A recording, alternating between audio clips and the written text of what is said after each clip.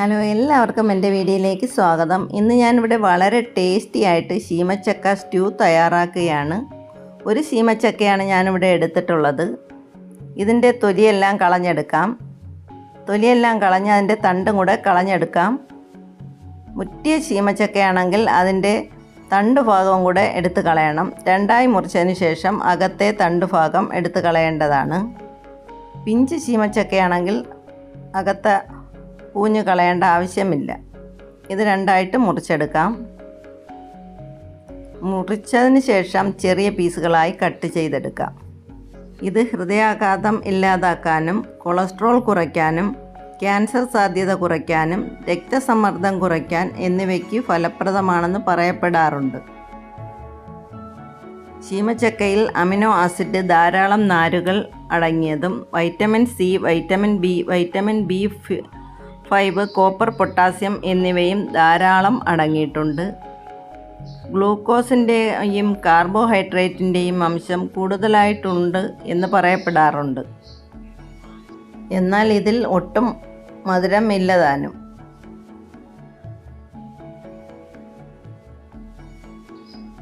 ഇത് നല്ലതുപോലെ അരിഞ്ഞെടുത്തതിന് ശേഷം കുറച്ച് വെള്ളത്തിൽ കുറച്ച് നേരം ഇട്ട് വയ്ക്കാം. ഇതിൽ വെള്ളം ഒഴിച്ചതിന് ശേഷം ഒരു നുള്ളു ഉപ്പും കൂടെ ഇട്ട് വയ്ക്കുന്നുണ്ട്.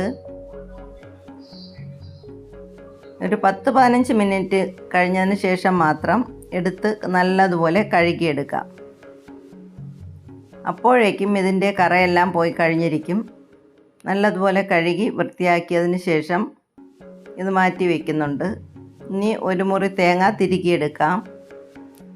തേങ്ങ തിരുകി 1, 2, 3 പാല് എടുക്കേണ്ടതാണ്. മിക്സിയുടെ ജാറിലേക്കിട്ട് തേങ്ങ അടിച്ചെടുക്കാം. 1 ഗ്ലാസ് വെള്ളം ആദ്യമേ ഒഴിച്ച് 1-ാം പാല് മാറ്റി വയ്ക്കേണ്ടതാണ്. ഇതിപ്പോൾ നല്ലതുപോലെ അരിച്ച് ജ്യൂസ് അരിപ്പിലാണ് ആദ്യം അരിച്ചെടുക്കേണ്ടത്. ഒട്ടും തേങ്ങാപ്പീര കാണാൻ പാടില്ല. തേങ്ങാപ്പാൽ മാത്രം ഇതിനാവശ്യമുള്ളൂ. ഇത് 2 അരിപ്പിലും അരിച്ചെടുക്കണം. അതിനുശേഷം ചായ അരിപ്പിലും കൂടെ ഒന്നുകൂടെ അരിച്ചെടുക്കുന്നുണ്ട്. ചെറിയ അരിപ്പിൽ അരിച്ചെടുക്കുമ്പോഴേ അതിൻ്റെ തേങ്ങാപ്പാൽ മാത്രമായിട്ട് കിട്ടുകയുള്ളൂ. 1 ഗ്ലാസ് പാലും മാറ്റി വെച്ചതിന് ശേഷം 2-ാം പാലും 3-ാം പാലും ഒരുമിച്ച് അരിച്ചെടുക്കാം. ഞാനൊരു കുക്കറിലായിട്ടാണ് വെക്കുന്നത്, പെട്ടെന്ന് വെന്ത് കിട്ടാനായിട്ടാണ്. 2-ാം പാലും 3-ാം പാലും എടുത്ത് കഴിഞ്ഞിട്ടുണ്ട്. അതിലേക്ക് ശീമച്ചക്ക അരിഞ്ഞത് ഇട്ട് കൊടുക്കാം. ഇത് പെട്ടെന്ന് വെന്ത് കിട്ടും. കുക്കറിൽ വേവിക്കണമെന്നില്ല, സാധാ ചെരുവത്തിൽ വേവിച്ചാലും പെട്ടെന്ന് വെന്ത് കിട്ടും. കുക്കറിലാണ് വേവിക്കുന്നത് എങ്കിൽ 1 വിസിൽ കേട്ടാൽ മതി. ഇതിലേക്ക് 1 നുള്ളു ഉപ്പും കൂടെ ഇട്ട് കൊടുക്കുന്നുണ്ട്. ഇത് അടച്ച് വേവിച്ചെടുക്കാം.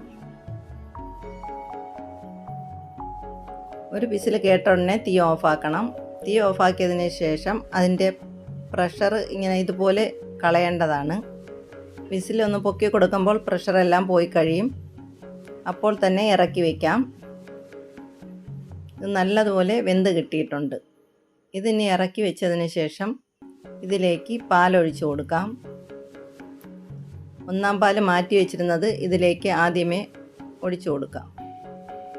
ഇനി ഇതിലേക്ക് ആവശ്യത്തിന് പഞ്ചസാര വേണമെങ്കിൽ ചേർത്ത് കൊടുക്കാം, അല്ലെങ്കിൽ ഉപ്പ് വേണമെങ്കിലും ചേർത്ത് കൊടുക്കാം. അല്ലെങ്കിൽ ഇതുപോലെ കുറച്ച് പഞ്ചസാര ഇട്ട് മാറ്റി വയ്ക്കാം. പിള്ളേർക്കൊക്കെ കൊടുക്കാൻ ഇത് നല്ലതാണ്. നല്ല ടേസ്റ്റിയാണ്. മധുരം ഇടുന്നതിനാണ് ടേസ്റ്റ് കൂടുതൽ. മധുരം വേണ്ടാത്തവർക്ക് ഉപ്പ് ഒഴിച്ച് കൊടുക്കാവുന്നതാണ്. നല്ല ടേസ്റ്റി ആയിട്ടുള്ള ശീമച്ചക്ക സ്റ്റ്യൂ തയ്യാറായി കഴിഞ്ഞു.